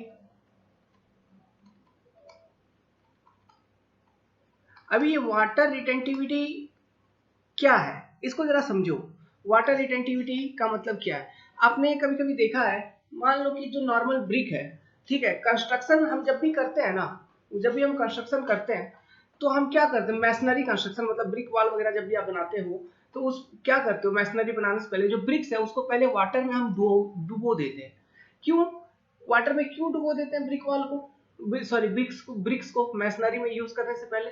उसका रीजन ये है, मान लो आप, क्योंकि जो ब्रिक्स होती है उसकी वाटर एब्जॉर्प्शन कैपेसिटी होती है। ओके, जनरली जो ब्रिक्स होती है उसका जो वाटर एब्जॉर्प्शन कैपेसिटी होती है इट इज ऑलमोस्ट 20%, है ना, लगभग 20% वाटर वो एब्जॉर्ब कर लेता है। जो आपका सॉफ्ट ब्रिक या फिर सॉफ्ट स्टोन्स है ना जो होते हैं, ये नॉर्मली 20% वाटर एब्जॉर्ब कर लेते हैं। ओके, या फिर कंक्रीट ब्लॉक, अच्छा स्टोन का वाटर, सॉरी स्टोन की वाटर एब्जॉर्प्शन कम होती है, उतना अधिक नहीं होती है, लेकिन कंक्रीट, अगर कंक्रीट को यूज करके कोई ब्रिक टाइप का बनाए जिसको कंक्रीट ब्लॉक कहा जाएगा, उसका वाटर एब्जॉर्प्शन भी काफी अधिक होता है, इट इज ऑलमोस्ट 20%। तो मान लो आपने कंक्रीट ब्लॉक या फिर कॉमन ब्रिक को सोक विदाउट सोकिंग आपने स्ट्रक्चर में यूज किया है, ठीक है, तो ये देखो क्या होगा, ये आपका ब्रिक है, ओके, इसको आपने विदाउट सोकिंग यूज किया, मतलब इसमें आपने इसको कंस्ट्रक्शन में यूज करने से पहले पानी में डुबाया नहीं था। अभी इसके ऊपर आपने क्या किया, कोई प्लास्टर अप्लाई किया है, ठीक है, कोई प्लास्टर अप्लाई किया है। अभी ये प्लास्टर, ये प्रॉपर्टी समझिए अच्छे से चीजों को, ये प्लास्टर कुछ भी हो सकता है। लेट्स सपोज आपने सीमेंट मोर्टार अप्लाई किया या फिर लेट्स सपोज आपने लाइम मोर्टार अप्लाई किया, दोनों को अलग अलग वे में जरा समझते हैं। सुनिए, सीमेंट मोर्टार की परमिएबिलिटी काफी कम होती है, इसकी पोरसनेस काफी कम होती है, वाटर रिटेंशन कैपेसिटी काफी कम होती है as compare to lime mortar. Plus cement mortar को सेट होने के लिए पानी चाहिए ताकि वो हाइड्रेशन हो पाए और सीमेंट मोर्टार आपका सेट हो पाए, ठीक है। लेकिन मान लो अगर वाटर रिटेंटिविटी कम है, वाटर रिटेंटिविटी कहने का मतलब कितना ज्यादा पानी ये जो सीमेंट मोर्टार है ये अपने में होल्ड करके रख सकता है, ये कितना ज्यादा पानी अपने में होल्ड करके रख सकता है, ये जो मोर्टार है इसको हम कहेंगे वाटर रिटेंटिविटी प्रॉपर्टी। अपने में होल्ड करके रख पाने का कहने का मतलब है ऐसा ना हो कि जो ये जो ब्रिक है इधर अगल बगल इसमें ये वाटर को एब्जॉर्ब कर ले, ठीक है, या फिर ऐसा भी ना हो कि जो एक्सपोज्ड इन्वायरमेंट है उसमें ज्यादा वाटर इवापोरेट कर जाए और जल्दी से इवापोरेट कर जाए, समझ में आया, ऐसा भी ना हो। तो वाटर रिटेंटिविटी कहने का मतलब है कि कितना कितना समय तक, कितना ज्यादा अपने अंदर कोई चीज मॉइस्चर को होल्ड करके रख पा रहा है। तो सीमेंट मोर्टार की ये प्रॉपर्टी काफी कम होती है, क्योंकि उसकी ऑब्वियसली जो पोरोसिटी है वो काफी कम है। वो पोरोसिटी कम क्यों है? क्योंकि उसका रीजन क्या है, देखिए हमने क्या देखा था, सॉइल मैकेनिक्स में एक कंसेप्ट हमने देखा था कि जो चीज जितना फाइन होगा फॉर ए कांस्टेंट वॉल्यूम, उसमें उतना ज्यादा पोर्स होंगे। तो लाइम सीमेंट से ज्यादा फाइन होता है, तो लाइम का टोटल वॉल्यूम ऑफ वॉइड्स अधिक होता है, इसलिए इसका पोरोसिटी अधिक होता है as compare to cement mortar. समझ में आ रहा है कुछ? ओके, तो पोरोसिटी ज्यादा है तो वो ज्यादा वाटर को अपने में होल्ड करके रख पाएगा। और वाटर रिटेंटिविटी कहने का क्या मतलब है, लाइम ऐसा चीज होता है कि उसका जो सरफेस है ना वो थोड़ा मीन्स हार्ड जब होगा धीरे धीरे तो कैल्शियम कार्बोनेट हो जाएगा, तो सरफेस से जल्दी वो पानी बाहर निकलने नहीं देगा। ठीक है, सरफेस से वो पानी ज्यादा जल्दी बाहर निकलने नहीं देगा। ओके, सो मान लो आपने अगर सीमेंट मोर्टार को यूज किया है, तो सीमेंट मोर्टार की चूंकि वाटर रिटेंटिविटी काफी कम है, इसलिए ये क्या करेगा, जो ब्रिक्स है ये वाटर को एब्जॉर्ब कर लेगा, तो आपको यहाँ पे डैम्पनेस देखने को मिलता है। ठीक है, प्लस वाटर रिटेंटिविटी कम है, इसलिए जल्दी जल्दी पानी बाहर भी निकलेगा। सीमेंट मोटर अगर आपने यूज किया है तो जल्दी जल्दी इवापोरेशन होगा, जल्दी जल्दी इवापोरेशन होगा, मतलब ये जो मोटर जल्दी जल्दी ड्राई होगा, जल्दी जल्दी सूखेगा। अगर ये जल्दी जल्दी सूखेगा तो आपको जल्दी जल्दी पानी अप्लाई करना होगा। क्यूरिंग इज फ्रीक्वेंट, ताकि इसकी जो वाटर रिक्वायरमेंट आप उसको टाइमली मीट कर पाओ। ठीक है, प्लस जल्दी जल्दी इवापोरेट हो रहा है तो श्रिंकेज की चांसेस ज्यादा हो जाती है सीमेंट मोटर में, श्रिंकेज की चांसेस ज्यादा हो जाती है सीमेंट मोटर में। अभी इसमें देखिए लाइम मोटर में क्या है, वाटर रिटेंटिविटी लाइम मोटर की काफी अच्छी होती है, गुड होती है, इसलिए ये जल्दी से पानी को इवापोरेट नहीं होने देता है। ओके, धीरे धीरे पानी इवापोरेट करती है, तो इसलिए वो धीरे धीरे सेट होगी, धीरे धीरे ड्राई होगी, फिर उसमें जब पानी पूरी निकल चुकी होगी तब उसके जो पोर्स बचे होंगे उसमें से कार्बन डाइऑक्साइड वगैरह पास होगा, वो धीरे धीरे उधर सेटिंग होगा उसका। प्लस ये इवापोरेट भी पानी को लाइम मोटर जल्दी होने नहीं देगी, प्लस ब्रिक भी एब्जॉर्ब नहीं कर पाएगा पानी। ठीक है, ना ही ब्रिक को एब्जॉर्ब करने देगी, ना ही जल्दी इवापोरेट करने देगी, इसलिए ब्रिक में डैम्पनेस वगैरह आपको देखने को नहीं मिलेगा। समझ में आया? तो इस कारण से जो स्ट्रक्चर की ड्यूरेबिलिटी है ओके ये बढ़ जाती है। तो वाटर रिटेंटिविटी अच्छी होती है किसकी, लाइम सीमेंट मोर्टार की, okay as compare to cement mortar. लेकिन अगर प्योर लाइम मोर्टार देखा जाए तो उसका वाटर रिटेंटिविटी तो ऑब्वियसली अच्छी होती है from lime cement mortar. Okay, तो ये है वाटर रिटेंटिविटी कंसेप्ट। ओके, एक नोट बनाओ और लिखो, जहां जो चीजें मिलती है वहां पे मैं एक्सप्लेन करने का कोशिश करता हूं। हमें इस बार कंसेप्ट डिकोडर से कम 3 4 5 10 जितना भी हो आईईएस प्रोड्यूस करना है at any cost. So I am working with you, you work with us. Note, एक नोट लिखिए कि अगर आप मैसनरी कंस्ट्रक्शन के लिए मोर्टार यूज कर रहे हो, मतलब ब्रिक वॉल वगैरह बनाने में अगर मोर्टार यूज करेंगे, तो उसकी water retentivity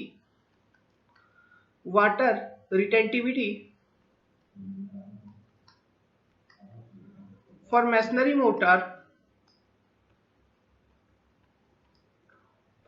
mortar must be at least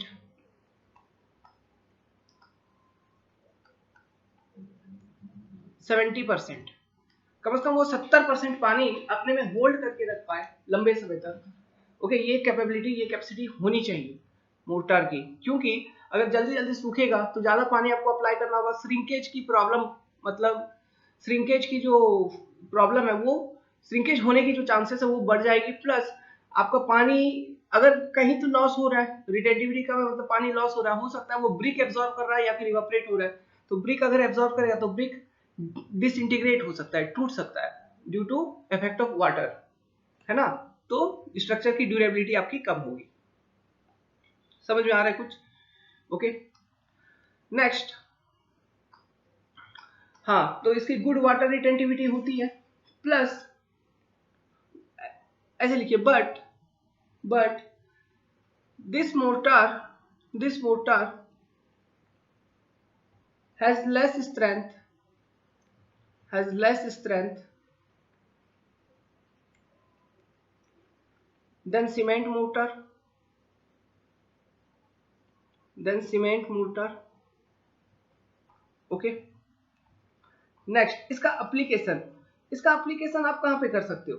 normal जैसे सीमेंट मोटर या फिर सीमेंट मोटर का जैसा नॉर्मल यूज है, आप ऐसे केसेस में लाइम सीमेंट मोटर को भी यूज कर सकते हैं। Okay, so it's a not a big problem, normal application है। अभी ये जो गाउस मोटर है, आप इसको और कैसे बना सकते हैं? और एक है, लेकिन इसको प्रॉपरली गाउस मोटर नहीं कहते हैं। जैसे कि for example cement and clay, cement plus clay, okay, plus sand plus water को भी यूज करके जो मोटर बनेगा, इसको भी गाउस मोटर कहा जा सकता है। गाउस मोटर मीन्स अभी इसमें क्ले जो मड मोटर है, ओके, मड मोटर को इंप्रूव करने के लिए आपने क्या किया, अभी इसमें सीमेंट को मिला दिया, तो इसको भी गाउस मोटर कहा जा सकता है। गाउस मोटर का जो जनरल एप्लीकेशन है, ये बड़े बड़े मैसनरी कंस्ट्रक्शन में, थिक वॉल को कंस्ट्रक्ट करने में, थिक वॉल कंस्ट्रक्शन में गाउस मोटर को आप यूज कर सकते हो। Thick wall construction, okay. Special purpose motor में सबसे पहला मोटर जो आपका आता है वो आता है fire resistance motor. Fire resistance motor को बनाने के लिए हम क्या करते हैं, जो हाई एल्यूमिना सीमेंट है उसकी फायर रेजिस्टेंस कैपेसिटी काफी अधिक होती है। ओके, तो हाई एल्यूमिना सीमेंट प्लस ऐसा फाइन एग्रीगेट जिसका फायर रेजिस्टिंग कैपेसिटी काफी अधिक हो, जैसे कि आपका फायर क्ले या फिर फायर ब्रिक मतलब ब्रिक को ज्यादा हाई टेम्परेचर पे हीट करके जो ब्रिक बनाते हैं, इसके बारे में और डिटेल में हम शॉर्ट नोट्स प्रोवाइड करेंगे जब ब्रिक्स का चैप्टर पढ़ाएंगे वहां पे। तो फायर ब्रिक क्या होता है, ज्यादा टेम्परेचर पे हीट करके जो ब्रिक बनाते हैं हम उसको फायर ब्रिक कहा जाता है। तो उसकी रेजिस्टेंस, हीट को रेजिस्ट करने का जो कैपेबिलिटी है वो काफी अधिक होता है। तो उसकी जो फाइन एग्रीगेट है उसको यूज करके अगर हम फाइन एग्रीगेट बनाएं और इस हाई एल्यूमिना सीमेंट को यूज करें, तो जो मोटर हमें मिलेगा it will be fire resistance mortar. Okay, so देखिए द मोटर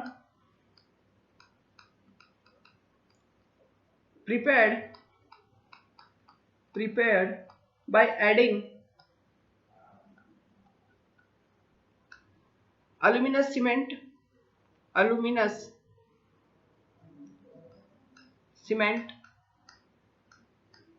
मतलब high alumina cement HAC direct लिखिए, to finely crushed powder of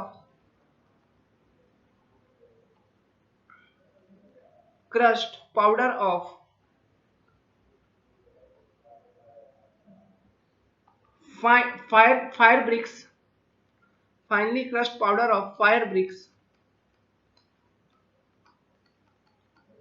is called fire resisting motor।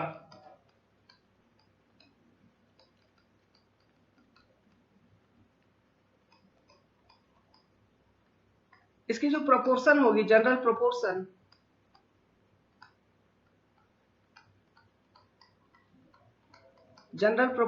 Is 1:2, 1:2, 1 part cement 2 part आपका aggregate. अभी इसका use आपका कहाँ पे होगा, इसका एप्लीकेशन कहाँ है? तो ऐसे लोकेशन पे मीन्स जहां पर अधिक टेम्परेचर है और आपको इंटरनल लाइनिंग करना है, जैसे कि चिमनी में आप इसका इस्तेमाल कर सकते हो, चिमनी, या फिर लाइनिंग ऑफ फर्नेसेस,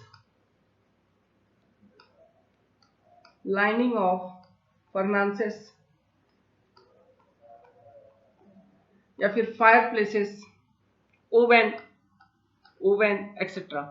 यहाँ पे आप फायर रेजिस्टिंग मोटर का इस्तेमाल कर सकते हैं। ठीक है, नेक्स्ट लिखिए light weight mortar.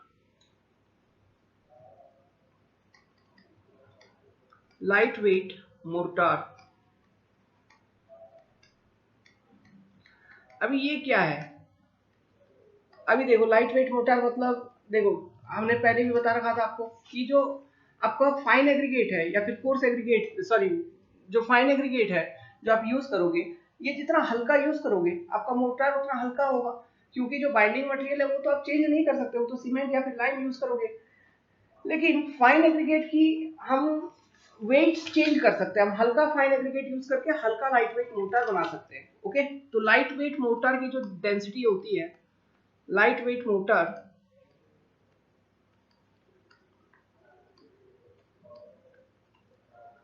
have density lower than 1500 kg per metre cube. Okay, per unit जो इसकी वेट होगी वो कम होगी, पर यूनिट वॉल्यूम जो इसकी वेट होगी वो 1500 मीटर क्यूब से कम होगी, तो ऐसे मोटर को हम कहेंगे लाइट वेट मोटर। अब इसको कैसे बनाया जा सकता है? Lime plus dust of would plus water. Okay, dust of would या फिर और इसको सॉ डस्ट भी कहा जा सकता है। मतलब कारपेंटर फैक्ट्री में आप जाएंगे, कार जहाँ पे लकड़ी का काम होता है, वहां पे देखिएगा लकड़ी के पाउडर होंगे, ठीक है, उनको यूज कर सकते हैं फाइन एग्रीगेट की जगह। ओके, सॉ डस्ट, इसको हम क्या कहेंगे? Saw dust. लकड़ी जब काटते हैं तो जो पाउडर निकल के आती है उसको यूज कर सकते हैं, प्लस वाटर, या फिर cement plus saw dust plus water. Okay, use करके आप लाइट वेट मोटर को बना सकते हो। ओके, फिर और भी डिफरेंट मटेरियल को आप लाइट वेट मोटर में ऐड कर सकते हैं, जैसे कि we can also add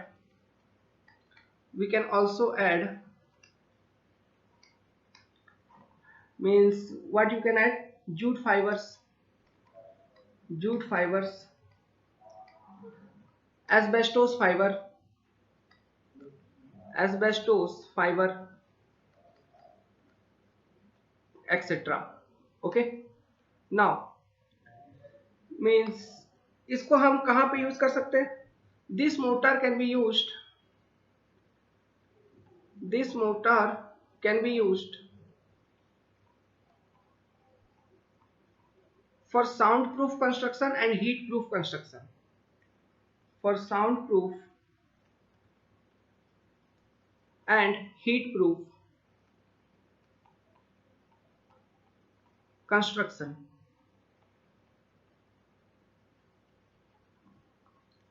okay, एक नोट बना के लिखिए। Note, modulus of rupture or tensile strength of hydraulic lime after 28 days should not be less than 1 Newton per mm square. Value याद रखिएगा, ऑब्जेक्टिव क्वेश्चन पूछ लिया गया है, ESE में पूछा था। ओके, मॉडुलस ऑफ रप्चर और tensile strength of hydraulic lime after 28 days should not be less than 1 Newton per mm square. Okay, so हमने डिफरेंट टाइप्स ऑफ मोटर को स्टडी किया, और भी छोटे छोटे मोटर है, और भी स्पेशल पर्पस मोटर है, जैसे कि मींस एक्सरे सील्डिंग मोटर, ठीक है, मींस आपका जो एक्सरे रूम होता है उसमें प्लास्टरिंग पर्पस के लिए या फिर सीलिंग को सीलिंग करने के लिए, ठीक है, हम एक्सरे सील्डिंग मोटर का यूज करते हैं कि उससे एक्सरे बाहर ना निकले। ओके, उसका कुछ इफेक्ट ना हो ज्यादा स्ट्रक्चर के ऊपर। X ray shielding motor generally heavy motor होती है, उसकी डेंसिटी जो होती है एक्सरे सील्डिंग मोटर की, it is around 2200 kg per metre cube, ठीक है, ये हैवी मोटर होती है। हैवी मोटर क्या मोटर है? वो मोटर जिसकी जो बल्क डेंसिटी है which is greater than 1500 metre kg per metre cube are classified as heavy mortar, ठीक है।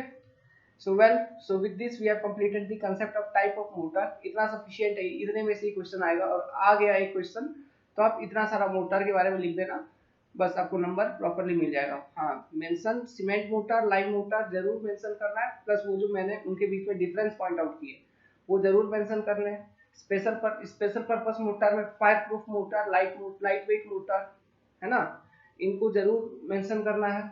ओके, इनका एप्लीकेशन यूजेस जो हमने लिखवाए उसको जरूर मेंशन करना है, ठीक है। और फिर और लिख सकते हो जैसे कि लाइट वेट मोटर या फिर हैवी मोटर का बीच में एक डिफरेंस लिख सकते हो, है ना, उसका डेंसिटी से रिलेटेड, कि उसका density 1500 kg per metre cube से कम और ज्यादा तो हैवी और लाइट, ठीक है। सो इस तरह से आप एक आंसर कर सकते हैं। तो ये कन्वेंशनल क्वेश्चन इस तरह से आ सकती है। ओके, 5 नंबर की 8 नंबर की क्वेश्चन आ सकती है, नो डाउट। नाउ अब हम चलते हैं और एक इंपॉर्टेंट कंसेप्ट के ऊपर कि what is property of good motor, ये क्वेश्चन 10 मार्क का ईएससी में पूछा था, तो इसको हम अच्छे से स्टडी करेंगे डिटेल में, ठीक है, कि एक गुड मोटर की खासियत क्या क्या होना चाहिए। आपको पता है एक गुड मोटर कोई भी होगा उसका वर्केबिलिटी अच्छा होना चाहिए, उसका स्ट्रेंथ अच्छा होना चाहिए, वो ड्यूरेबल होना चाहिए, है ना, उसका मीन्स वाटर रिटेंशन कैपेसिटी अच्छा होना चाहिए, श्रिंकेज ज़्यादा नहीं होना चाहिए। गुड मोटर एक अच्छा ऐसा मोटर होना चाहिए जो कि मीन्स ज़्यादा किसी से मतलब फॉर एग्जांपल ब्रिक वगैरह अगर यूज की, मैसनरी यूनिट कहने का मतलब ब्रिक या फिर स्टोन, उसको डैमेज ना करे, उसको बचाए, है ना, केमिकली मतलब वो किसी वेदरिंग एक्शन पे ज़्यादा इफेक्ट ना हो वेदर के कारण, ठीक है। ये सब चीज़ें कुछ कुछ खास खास प्रॉपर्टीज है जो एक गुड मोटर में होनी चाहिए। तो इसको हम समझते हैं वन बाय वन।